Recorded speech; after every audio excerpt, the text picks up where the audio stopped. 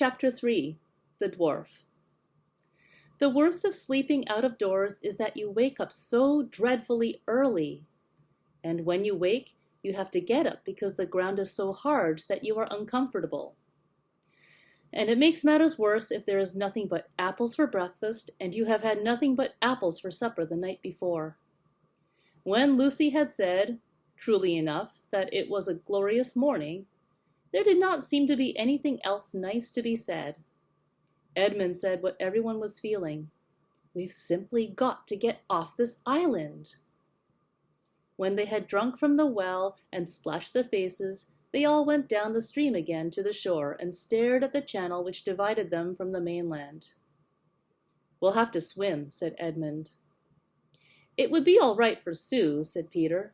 Susan had won prizes for swimming at school. But I don't know about the rest of us. By the rest of us, he really meant Edmund, who couldn't yet do 2 lengths at the school baths, and Lucy, who could hardly swim at all. Anyway, said Susan, there may be currents. Father says it's never wise to bathe in a place you don't know. But Peter, said Lucy, look here. I know I can't swim for nuts at home. In England, I mean. But couldn't we all swim long ago? If it was long ago, when we were kings and queens in Narnia? We could ride then too, and do all sorts of things. Don't you think? Ah, but we were sort of grown up then, said Peter. We reigned for years and years and learned to do things. Aren't we just back at our proper ages again now? Oh, said Edmund in a voice which made everyone stop talking and listen to him. I've just seen it all, he said. Seen what? Asked Peter. Why, the whole thing, said Edmund. You know what we were puzzling about last night? That it was only a year ago since we left Narnia, but everything looks as if no one had lived in Cair Paravel for hundreds of years? Well, don't you see? You know that, however long we seemed to have lived in Narnia, when we got back through the wardrobe it seemed to have taken no time at all? Go on, said Susan. I think I'm beginning to understand. And that means, continued Edmund, that once you're out of Narnia, you have no idea how Narnian time is going. Why shouldn't hundreds of years have gone past in Narnia, while only 1 year has passed for us in England? By Jove, Ed, said Peter, I believe you've got it. In that sense, it really was hundreds of years ago that we lived in Cair Paravel. And now we're coming back to Narnia just as if we were Crusaders or Anglo-Saxons or ancient Britons or someone coming back to modern England? How excited they'll be to see us, began Lucy. But at the same moment, everyone else said, hush, or look, for now something was happening. There was a wooded point on the mainland a little to their right, and they all felt sure that just beyond that point must be the mouth of the river. And now, round that point, there came into sight a boat. When it had cleared the point, it turned and began coming along the channel towards them. There were 2 people on board, one rowing, the other sitting in the stern and holding a bundle that twitched and moved as if it were alive. Both these people seemed to be soldiers. They had steel caps on their heads and light shirts of chainmail. Their faces were bearded and hard. The children drew back from the beach into the wood and watched without moving a finger. This'll do, said the soldier in the stern when the boat had come about opposite to them. What about tying a stone to his feet, Corporal? Said the other, resting on his oars. Garn, growled the other. We don't need that, and we haven't brought one. He'll drown sure enough without a stone, as long as we've tied the cords right. With these words he rose and lifted his bundle. Peter now saw that it was really alive and was in fact a dwarf, bound hand and foot but struggling as hard as he could.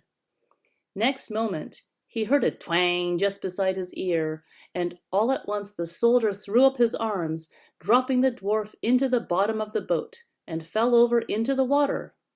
He floundered away to the far bank, and Peter knew that Susan's arrow had struck on his helmet. He turned and saw that she was very pale but was already fitting a second arrow to the string. But it was never used. As soon as he saw his companion fall, the other soldier, with a loud cry, jumped out of the boat on the far side, and he also floundered through the water, which was apparently just in his depth, and disappeared into the woods of the mainland. "Quick, before she drifts!" shouted Peter. He and Susan, fully dressed as they were, plunged in, and before the water was up to their shoulders, their hands were on the side of the boat. In a few seconds they had hauled her to the bank and lifted the dwarf out, and Edmund was busily engaged in cutting his bonds with the pocket knife. Peter's sword would have been sharper, but a sword is very inconvenient for this sort of work, because you can't hold it anywhere lower than the hilt. When at last the dwarf was free, he sat up, rubbed his arms and legs, and exclaimed, "Well, whatever they say, you don't feel like ghosts." Like most dwarfs, he was very stocky and deep-chested. He would have been about 3 feet high if he had been standing up, and an immense beard and whiskers of coarse red hair left little of his face to be seen, except a beak-like nose and twinkling black eyes. "Anyway," he continued, "ghosts or not, you've saved my life, and I'm extremely obliged to you." "But why should we be ghosts?" asked Lucy. "I've been told all my life," said the dwarf, "that these woods along the shore were as full of ghosts as they were of trees. That's what the story is. And that's why, when they want to get rid of anyone, they usually bring him down here, like they were doing with me, and say they'll leave him to the ghosts. But I always wondered if they didn't really drown 'em or cut their throats.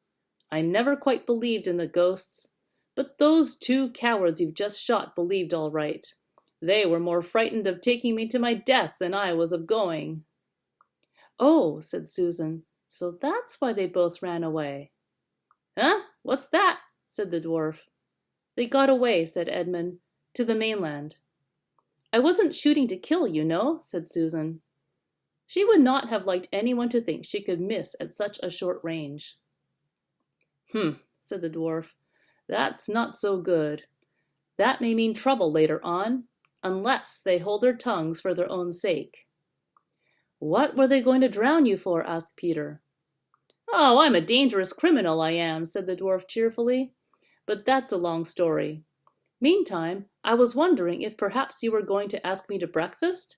You've no idea what an appetite it gives one being executed." "There's only apples," said Lucy dolefully. "Better than nothing, but not so good as fresh fish," said the dwarf. "It looks as if I'll have to ask you to breakfast instead.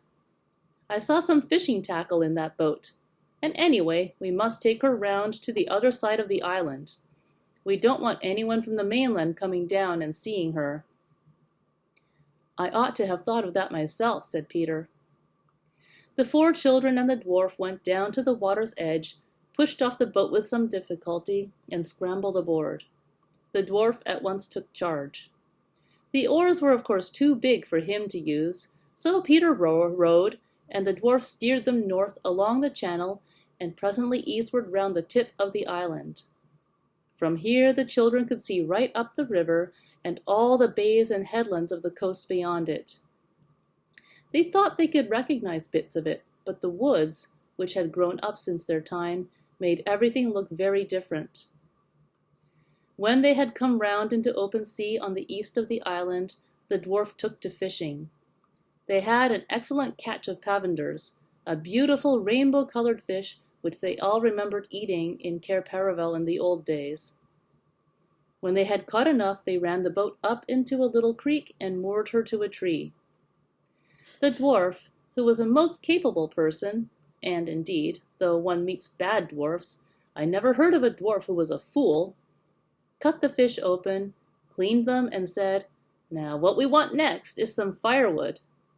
"We've got some up at the castle," said Edmund. The dwarf gave a low whistle. "Beards and bedsteads," he said. "So there really is a castle after all?" "It's only a ruin," said Lucy. The dwarf stared round at all 4 of them with a very curious expression on his face. "And who on earth," he began, but then broke off and said, "No matter, breakfast first. But one thing before we go on. Can you lay your hand on your hearts and tell me I'm really alive? Are you sure I wasn't drowned and we're not all ghosts together?" When they had all reassured him, the next question was how to carry the fish. They had nothing to string them on and no basket. They had to use Edmund's hat in the end, because no one else had a hat. He would have made much more fuss about this if he had not by now been so ravenously hungry. At first the dwarf did not seem very comfortable in the castle. He kept looking round and sniffing and saying, looks a bit spooky after all. Smells like ghosts too." But he cheered up when it came to lighting the fire and showing them how to roast the fresh pavenders in the embers. Eating hot fish with no forks and one pocket knife between 5 people is a messy business, and there were several burnt fingers before the meal was ended.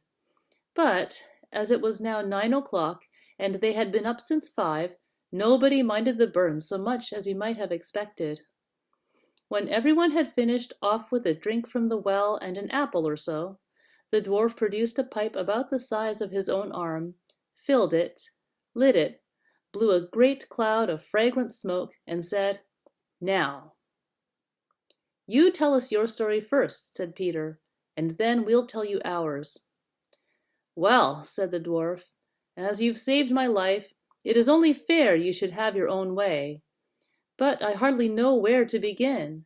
First of all, I'm a messenger of King Caspian's." "Who's he?" asked 4 voices all at once. "Caspian the 10th, King of Narnia, and long may he reign," answered the dwarf. "That is to say, he ought to be King of Narnia, and we hope he will be. At present, he is only king of us old Narnians." "What do you mean by old Narnians, please?" asked Lucy.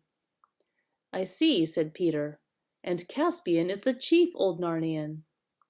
"Well, in a manner of speaking," said the dwarf, scratching his head. "But he's really a new Narnian himself, a Telmarine, if you follow me." "I don't," said Edmund. "It's worse than the Wars of the Roses," said Lucy. "Oh dear," said the dwarf, "I'm doing this very badly. Look here. I think I'll have to go right back to the beginning and tell you how Caspian grew up in his uncle's court and how he comes to be on our side at all. But it'll be a long story." "All the better," said Lucy. "We love stories." So the dwarf settled down and told his tale. I shall not give it to you in his words, putting in all the children's questions and interruptions, because it would take too long and be confusing, and, even so, it would leave out some points that the children only heard later. But the gist of the story, as they knew it in the end, was as follows.